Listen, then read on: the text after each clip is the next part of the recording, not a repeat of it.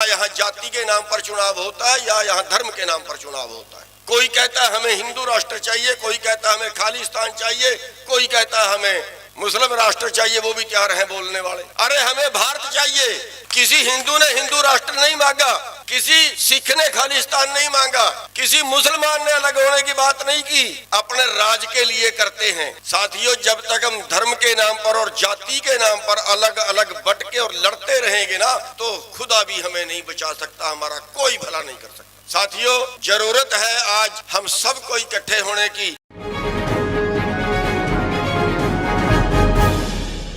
साथियों, कई 100 साल पहले गुरु गोविंद सिंह जी ने कहा था, राज बिना ना धर्म चले है, धर्म बिना सब दले मले है। आज हम जिस पोजीशन में हैं, हमारी उस पोजीशन का जिम्मेवार राज है, सत्ता है। और इस राज को बदलने के लिए, इस सत्ता को बदलने के लिए हम शायद बहुत से मंचों पे मैं गया हूँ, हमारी जातिवाद की बहुत सी बातें आती हैं, लेकिन मेरे को ये लगता है कि एक के पास लंगोटी है, दूसरा नंगा है, और नंगा लंगोटी वाले से लड़ रहा है, छीनने के प्रयास कर रहा है कि लंगोटी मेरी है। हमारे कपड़े कौन उतार के ले गया, उस पे तो हम बात ही नहीं करते। क्या हालत है देश की। आज 22 करोड़ लोग देश में ऐसे हैं जिनको 2 वक्त की रोटी नहीं है, भूखे सोते हैं। 22 करोड़। क्या वो किसी एक जाति से है? क्या वो किसी एक धर्म से है? क्या वो किसी एक बरादरी से है? आदमी है, इंसान जाति से है। और उस इंसान जाति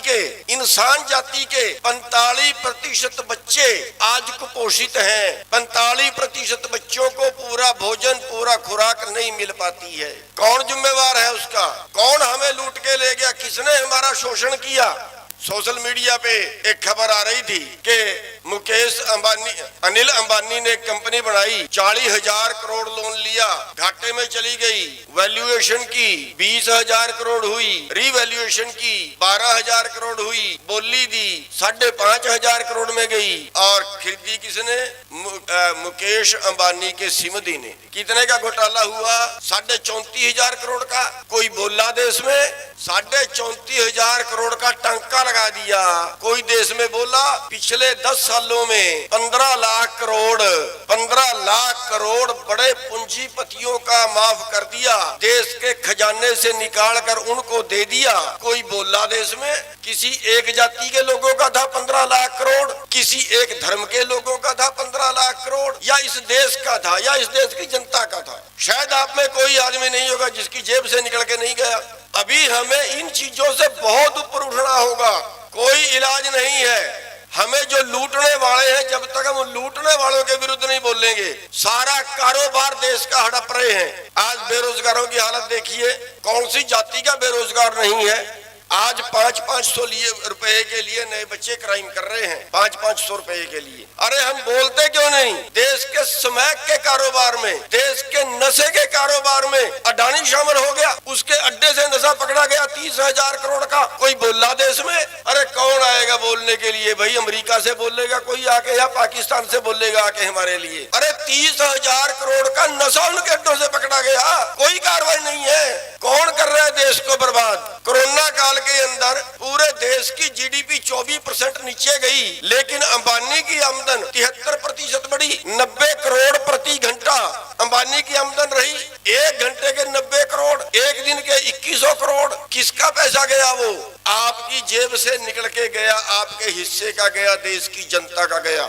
और बस वही राज से हो रहा है। ये राज जब तक आप नहीं छीनोगे, तब तक बात नहीं बनेगी। और ये राज छीनने के लिए सब लुटे पिटे कुटे हुए का इकट्ठा होना पड़ेगा। एक आदमी ने बहुत अच्छा उदाहरण दिया कि बाजरे की खिचड़ी में अगर दूध मिलाओ तो मिलता नहीं है, स्वादिष्ट नहीं बनता। अगर बाजरे की खिचड़ी में लस्सी मिलाओ तो बड़ा मेल खाती है, स्वादिष्ट बनता है। क्यों? बाजरा मुसल के नीचे कुटा हुआ है और लस्सी मधानी के नीचे कुटी हुई है। जब तक ये किसान और मजदूर कुटे पिटे, जब तक ये इकट्ठे नहीं होंगे, तब तक आप राज छीन ही नहीं सकते। आज जनता का राज नहीं है, पूंजीपतियों का राज है। पैसे से सत्ता और सत्ता से पैसा, फिर पैसे से सत्ता खरीदते और फिर सत्ता से पैसा बनाते। हमारे जिस जाति के एमएलए बने हों, जिस धर्म के एमएलए बने हों, जिस जाति और जिस धर्म के एमपी बने हों, एक बार एमपी बनने के बाद, एक बार एमएलए बनने के बाद 100 करोड़ का मालिक हो जाता है। कैसे हो जाता है? क्योंकि वहीं से पैसा आता है उन लोगों के पास भी। इतने बड़े बड़े घोटाले होते हैं, हजारों हजार करोड़ के, कोई बोलता है? ना वो राजनीतिक पार्टी बोलती है, ना वो राजनीतिक पार्टी बोलती है। क्यों? उसका भी हिस्सा है, उसका भी हिस्सा है। साथियों, बहुत कुछ बदलने की जरूरत है। ये हमारे देश में दोनों चीजों पे चुनाव होता है। सब किसानों को, मजदूरों को, लुटे पीटे जितने भी हैं, जितने भी शोषित हैं, चंद लोग हैं जो हमें तबाह कर रहे हैं, जो हमें लूट रहे हैं, और वो हमारी नजर से ओले हैं। उनके ऊपर हमारी नजरें नहीं जा रही। उनके लिए तो हमें ये भी नहीं पता हम लड़े तो किससे लड़े। सारा देश का कारोबार, सारे देश की प्रॉपर्टी, क्या ट्रेनें, क्या हवाई अड्डे, क्या बंदरगाहें, क्या कंपनियां, बैंक, सब प्राइवेट को बेच दिया है। आप में से कोई है किसी विशेष जाति को दिया हो तो बता दो, किसी विशेष धर्म को कोई दिया हो तो बता दो। वही लुटेरे हैं, और वही लुटेरे आपको तब तक लूटते रहेंगे जब तक हमारी नजर उन पे नहीं पड़ेगी और हम उनको लगाम देने के लिए इकट्ठे नहीं होंगे। आप सबका बहुत बहुत धन्यवाद।